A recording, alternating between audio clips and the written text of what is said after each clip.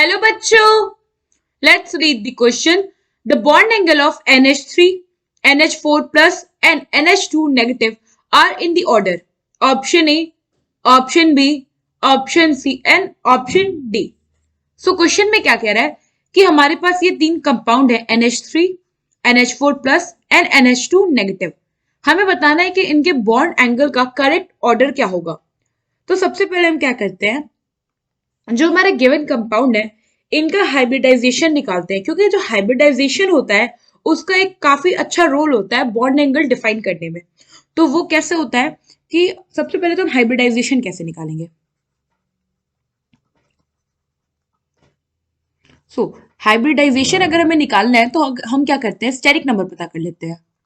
Steric number क्या होता है, number of sigma bond pair plus lone pair.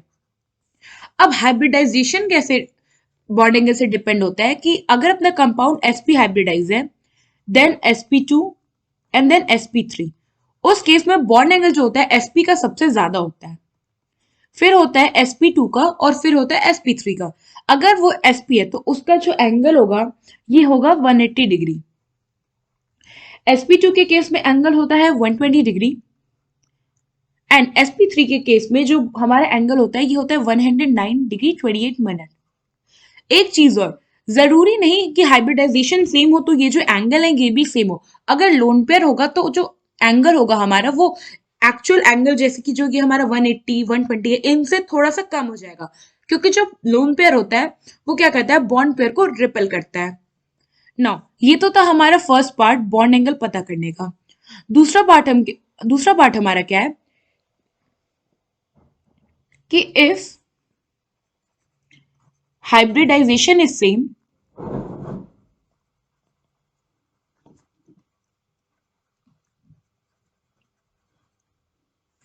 then more number of lone pair, less will be the bond angle. मतलब क्या है कि अगर जो हमारे जैसे अगर जो हमारी ये तीनों कंपाउंड है, अगर इन तीनों का जो हाइब्रिडाइजेशन है अगर वो सेम आए तो फिर हम क्या करेंगे, ये देखेंगे कि सेंट्रल एटम पे कितना लोन पेयर है, और लोन पेयर जितना ज्यादा होगा बॉन्ड एंगल जो होगा सेंट्रल एटम के अराउंड वो उतना ही कम होगा। नाउ अब हम देखते हैं हमारे जो एलिमेंट कंपाउंड है इनका हाइब्रिडाइजेशन। सबसे पहले है हमारे पास NH3।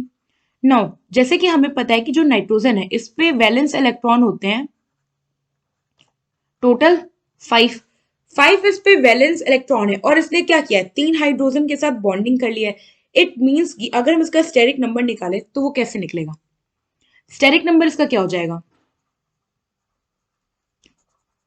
सिग्मा बॉन्ड, तो 3 सिग्मा बॉन्ड बचा और एक हो गया इस पे लोन पेयर। तो टोटल इस पे क्या हुआ, स्टेरिक नंबर इसका क्या आया 4, और अगर स्टेरिक नंबर 4 है इट मींस कि ये क्या है sp3। नाउ अभी मैंने बताया कि sp3 अगर होगा भी लेकिन अगर उस पे लोन पेयर होगा तो वो क्या होगा, एक्चुअल जो वैल्यू होगी जो कि हमारा 109 डिग्री 28 मिनट है उससे क्या होगी, इसकी वैल्यू जो होगी वो कम हो जाएगी। अब हम इसके शेप की बात करें तो इस पे क्या है, 3 बॉन्ड पेयर और एक, सॉरी, इस पे हमारा क्या है, 3 बॉन्ड पेयर और एक लोन पेयर। सो वेस्पर थ्योरी क्या कहता है कि अगर हमारा किसी भी कंपाउंड में 3 बॉन्ड पेयर है और एक लोन पेयर है तो उसका शेप जो होगा वो होगा पिरामिडल, पिरामिडल शेप। और इसका अगर हम स्ट्रक्चर देखें तो ये कुछ ऐसा होगा, ये हो गया हमारा नाइट्रोजन, इस पे हो गया एक लोन पेयर और इधर एक हाइड्रोजन, यहाँ पे एक हाइड्रोजन और यहाँ पे एक हाइड्रोजन। ना सेकेंड कंपाउंड है हमारे पास NH4 प्लस। NH4 प्लस क्या डिफाइन कर रहा है कि जो हमारा नाइट्रोजन है इसने क्या किया, एक और बॉन्ड फॉर्म कर लिया। इट मींस कि अब इस पे टोटल 4 बॉन्ड पेयर है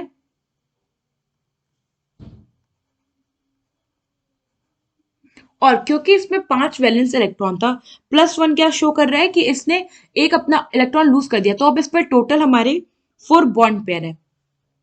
तो इसका हाइब्रिडाइजेशन क्या हो गया sp3, और क्योंकि इस पे सिर्फ बॉन्ड पेयर है इसका जो शेप होगा वो होगा टेट्राहेड्रल, और इसका स्ट्रक्चर कुछ ऐसे होगा ये नाइट्रोजन हो गया हमारा सेंट्रल एटम, यहाँ पे एक हो गया हाइड्रोजन, यहाँ पे एक हाइड्रोजन हो गया, यहाँ पे एक हाइड्रोजन हो गया, और इस कंपाउंड पे यहाँ पे जो हमारा नाइट्रोजन है इस पे हो गया अपना प्लस चार्ज। यहाँ पे जो एंगल होगा ये एग्जैक्टली होगा 109 डिग्री एंड 28 मिनट। और जो हमारा NH3 है इस केस में जो हमारा एंगल होता है वो हो जाता है 107 डिग्री। ये एंगल कम इसलिए होता है क्योंकि ये जो लोन पेयर है ये क्या करता है, बॉन्ड पेयर को रिपेल करता है। नाउ थर्ड हमारे पास क्या है, NH2 नेगेटिव। NH2 नेगेटिव में नेगेटिव साइन क्या सिंप्लीफाई कर रहा है कि अब जो हमारे पास नाइट्रोजन है उस पर टोटल, यहाँ पे जो हमारा नाइट्रोजन है इस पे वैलेंस इलेक्ट्रॉन टोटल हो गए 6। 6 में से क्या किया है इसने बॉन्ड कर लिया 2 के साथ, तो यहाँ पे टोटल अगर स्टेरिक नंबर निकाले तो इस पे है 2 बॉन्ड पेयर और 2 लोन पेयर। तो इसका स्टेरिक नंबर है 4 और इसका हाइब्रिडाइजेशन हो गया sp3।